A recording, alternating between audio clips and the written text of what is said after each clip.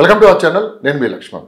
దేశంలో పెను విషాదం. నిన్న బోయింగ్ 787 అహ్మదాబాద్లో ఫ్లైట్ క్రాష్ అవ్వటం, దాదాపు 242 మంది ప్రయాణికులు చనిపోవడం కూడా జరిగింది. దాంతోపాటు ఒక మెడికల్ కాలేజీ మీద కూలిపోవడం కూడా, దాంట్లో ఎవరైతే మెడికల్ ఉన్నారో దాదాపు 20 మంది దాకా చనిపోయారు. సో దేశంలో ఈ మధ్యకాలంలో అయితే అతిపెద్ద విమాన ప్రమాదాల్లో ఇదని కూడా చెప్పుకోవచ్చు. ఎందుకంటే నిన్న జరిగిన ప్రమాదం దేశవ్యాప్తంగా అయితే పెను విషాదాన్ని అయితే చోటు చేసుకుంది.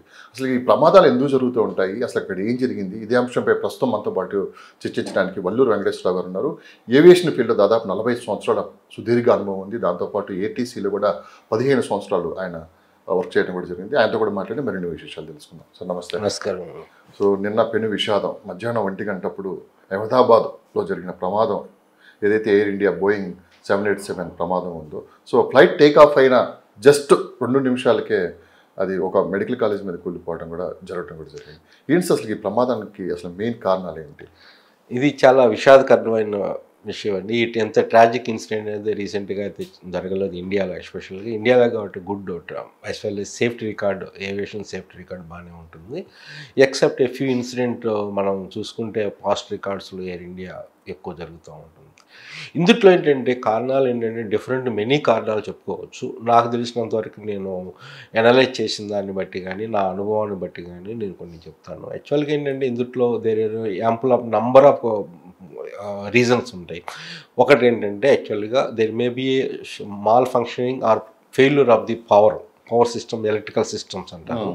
ఎలక్ట్రికల్ సిస్టమ్స్ అయి ఉండొచ్చు. ఇంకోటి ఏంటంటే failure of the malfunctioning of the engines.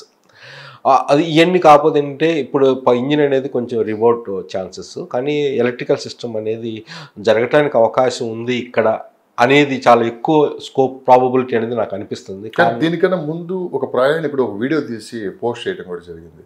అందులో స్క్రీన్స్ అవి పనిచేయట్లేదు, ఏసీ పనిచేయట్లేదు. అదే నేను చెప్తాను. ఇప్పుడు ఏంటంటే ఎలక్ట్రికల్ ఇక్కడ ఏంటంటే ఒక ఏసీ పనిచేయట్లేదు, ఎంటర్టైన్మెంట్ సిస్టమ్ ఎయిర్క్రాఫ్ట్లో పనిచేయట్లేదు అనేది ఈ ప్యాసింజర్స్ అయితే రిపోర్ట్ జరిగింది. దీనికి మనం ఇంకొంచెం లింక్ చేసుకుంటే ఎయిర్క్రాఫ్ట్ ఫంక్షనింగ్కి ఈ ఫ్లాప్ సిస్టమ్ కానీ, ఈ ఫ్లాప్స్ అనేది యాక్చువల్గా టేకాఫ్ పొజిషన్లో ఏంటంటే అప్ ఉంటుంది అనమాట, ఇట్లా టేకాఫ్ అవుతాడు, లిఫ్ట్ పెరుగుతాడు, లిఫ్ట్ జనరేట్ థ్రస్ట్తో పాటు లిఫ్ట్ జనరేట్ అయితే టేకాఫ్ అవుతుంది అనమాట. ఇక్కడ ఏంటంటే ఏం జరిగింది, ఇక్కడ థ్రస్ట్ అనేది పోయింది, లాస్ ఆఫ్ థ్రస్ట్ అనమాట. అంటే పైకి ఎగరాల్సినంత శక్తి ఎయిర్క్రాఫ్ట్కి రాలేదు. శక్తి రాలేదంటే ఇంజిన్లో ఫెయిల్యూర్ అవ్వచ్చు. ఆ ఫ్లాప్ సిస్టంలో కూడా ఇక్కడ ఒక ఫ్లాప్ సిస్టమ్ ఉంటుంది. ఫ్లాప్ సిస్టమ్ ఏంటంటే ల్యాండింగ్కి ఇట్లా డౌన్ ఇట్లా వస్తుంది, టేకాఫ్కి ఇట్లా వస్తుంది అనమాట.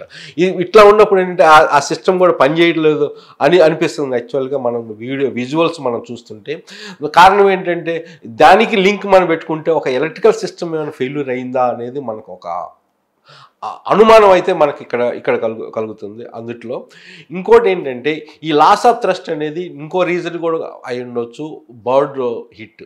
బర్డ్స్ ఏంటంటే అక్కడ అహ్మదాబాద్లో కూడా బర్డ్స్ ఎక్కువ హిట్, అంతకుముందు ఇంకో ఇన్సిడెంట్లు కూడా జరుగుతూ ఉండేవి. బర్డ్ హిట్ అనేది కామన్. ఆ ఇంజిన్ దానివల్ల కూడా ఏంటంటే థ్రస్ట్ అనేది టేకాఫ్లో బర్డ్స్ వచ్చేసి ఇంజిన్లో సక్ అవ్వటం వల్ల ఆ బ్లేడ్స్ పాడవటం, టర్బైన్ బ్లేడ్స్ పాడవటం, వాటి వల్ల ఏంటంటే ఇంజిన్ పవర్ అనేది తగ్గిపోతుంది. ఆటోమేటిక్ పుల్లప్ అనేది ఇక్కడ V1, V2, V3, V4 speeds అని ఉంటాయి, డిఫరెంట్ స్పీడ్స్. దానికి డెసిషన్ స్పీడ్ అని, టేకాఫ్, ఇవన్నీ డిఫరెంట్ స్పీడ్స్ ఉంటాయి. దానికి కరెక్ట్గా పర్ఫార్మెన్స్ అనేది అప్రూవ్ అవ్వదు అనమాట. దానివల్ల కూడా ఒక కారణం అయి ఉండొచ్చు. ఇంకో కారణం కూడా ఏంటంటే ఇక్కడ అప్పుడు మధ్యాహ్నం పూట ఐ థింక్ ఇట్ ఈస్ 1:38 ఆ టైంలో టేకాఫ్ అయింది. ఈ ఇన్సిడెంట్ జరిగిన 142 or 143 క్లోజ్ అయింది. అక్కడ ఆ టైం టెంపరేచర్ కూడా ఏంటంటే అహ్మదాబాద్ యొక్క ఎయిర్పోర్ట్ టెంపరేచర్ కూడా ఎక్కువ హై ఉంది. ఎక్కువ టెంపరేచర్ ఉన్నప్పుడు కూడా ఎప్పుడు ఏంటంటే long length of the runway అవసరం ఉంటుంది. టెంపరేచర్ పెరిగేకుంది లెంత్ ఆఫ్ రన్వే ఎక్కువ కావాల్సి వస్తుంది పుల్అప్ చేయడానికి. కానీ ఇక్కడ ఈ కేసులో పైలట్ ఏమన్నా అంటే length of runway takeoff position కొంచెం మార్చడానికి అవకాశం ఉందా, లేకపోతే థ్రస్ట్ ఎక్కువయ్యి ఆలోపేట్ ఇది లాంగ్ హాల్ట్ ఫ్లైట్, ఇది బోయింగ్ 787 అనేది long haul flight 9 hours flying time London వెళ్తుంది. ఈ లండన్ వెళ్ళే ఫ్లైటు 9 అవర్స్ ఫ్లయింగ్ టైం అనేది ఇది ట్విన్ ఇంజిన్ ఎయిర్క్రాఫ్ట్ అనమాట. ట్విన్ ఇంజిన్ ఎయిర్క్రాఫ్ట్లో ఏంటంటే ఆల్ ఆఫ్ వెయిట్ అంటే ఎక్కువ మంది ప్యాసింజర్స్ ఇంటర్నేషనల్ ప్యాసింజర్స్ ఉండటం వల్ల కూడా వెయిట్ క్యాలిక్యులేషన్లో నార్మల్గా ఎఫ్ఎంఎస్ అనేది ఉంటుంది, flight management system, computer system calculate చేస్తుంది ఎంత వెయిట్ తీసుకెళ్లాలని. దాంట్లో ఏమన్నా జరగడానికి అవకాశం ఉందా? ఇవన్నీ మనం డిఫరెంట్ ఒక పర్మిటేషన్ కాంబినేషన్ చూసుకుంటే, లేకపోతే హ్యూమన్ ఎర్రర్ అనేది కూడా ఉంటుంది యాక్చువల్గా ఇందుట్లో. అంటే ఇవన్నీ మనం చూసుకుంటే ఏంటంటే ఒక కన్క్లూషన్ అనేది only at the final investigation ఏది బ్లాక్ బాక్స్ కానీ, అది ఎఫ్డిఆర్ కానీ, వాయిస్ రికార్డర్ కానీ, ఇవన్నీ కూడా అట్లనే మళ్ళీ లాగ్ బుక్ అని ఉంటుందండి. ప్రతి ఎయిర్క్రాఫ్ట్కి లాగ్ బుక్ ఉంటుంది. అందుట్లో ఏంటంటే ప్రతి ఇన్సిడెంట్ సింబల్ అన్నీ ఏంటంటే లాగ్ చేస్తారు, అందుట్లో నోట్ చేస్తారు. ఎయిర్క్రాఫ్ట్ యొక్క పర్ఫార్మెన్స్ ఎట్లా ఉంది, ఏదన్నా స్నాగ్ వచ్చినప్పుడు, స్నాగ్ అంటే రిపేర్ వచ్చినప్పుడు దాంట్లో లాగ్ చేస్తారు. ఏ స్నాగ్ వచ్చింది, దీని యొక్క అంతా దాన్ని కూడా అనలైజ్ చేస్తే ఒక వారికి తెలుస్తుంది. బోయింగ్ 787 ఇంతవరకు అయితే రికార్డు ప్రకారం అయితే ఇంతవరకు అయితే యాక్సిడెంట్ జరగలేదు. కానీ ఇనిషియల్గా వాళ్ళు వచ్చినప్పుడు ఎయిర్క్రాఫ్ట్ కొత్తగా తీసుకొచ్చినప్పుడు కొన్ని ఎలక్ట్రికల్ కొన్ని ప్రాబ్లమ్స్ అయితే వచ్చినాయి అనేది నేను వినటం జరిగింది. జనాల ఎక్స్పర్ట్స్ కూడా చెప్పారు. అది ఆటోమేటిక్గా ఆ తర్వాత బోయింగ్ కంపెనీ వాళ్ళు కొంచెం సెటరేట్ చేసేసి ఇది రెక్టిఫై చేశారన్నారు. కానీ ఈ విషయంలో ఇందుట్లో అటువంటి ఏమైనా అవకాశం ఉందా అనేది కూడా మనం గ్రహించాల్సింది. ఎందుకంటే ఎయిర్క్రాఫ్ట్ యాక్సిడెంట్స్ అనేది మెనీ నంబర్ ఆఫ్ రీజన్స్ ఉంటాయి. ఇది ఎయిర్క్రాఫ్ట్ పర్ఫార్మెన్స్, హ్యూమన్ ఎర్రర్ ఉంటుంది.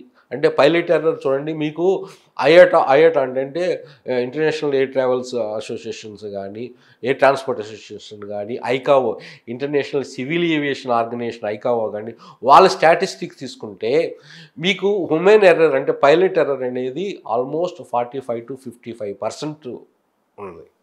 అట్లా నెక్స్ట్ ఏంటంటే మెకానికల్ ఫెయిల్యూర్ కూడా ఏంటంటే near about 25% mechanical failure, 15 to 20% mechanical failure.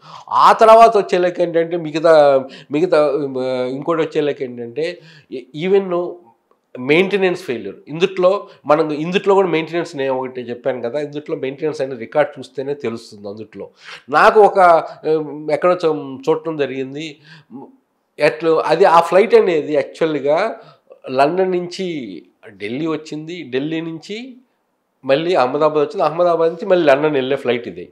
కానీ లండన్లోనే ప్రీవియస్గా ఒక technical halt 90 minutes technical halt ఆపారు అనేది నాకు తెలిసింది. అది ఎంతవరకు 90 minutes ఎందుకు ఆపారు అది ఎంతవరకు నిజం అనేది నేను క్లారిఫై చేసుకోవాలా.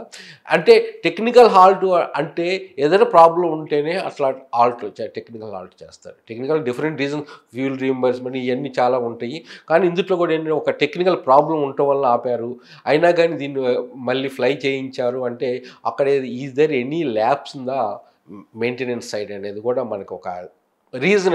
ఏంటంటే మనం ఏంటంటే ఇప్పుడు ఎవరిని మనం బ్లేమ్ చేయట్లేదు, డిఫరెంట్ రీజన్స్, డిఫరెంట్ ప్రాబబిలిటీస్ని మనం అనలైజ్ చేసుకోవాలి. మీరు అన్నట్లు లండన్లోనే టెక్నికల్ ప్రాబ్లం వచ్చినప్పుడు, సో ఇండియా వచ్చినప్పుడైనా సరే ఇక్కడైనా చెక్ చేస్తారు కదా టెక్నికల్ చేయాలి. అదే చెప్తున్నాను. ఇప్పుడు ఇక్కడికి వచ్చిన చేశారా లేదా ఏంటి అనేది కూడా ఇవన్నీ మనం చూసుకుంటేనే తెలుస్తుంది.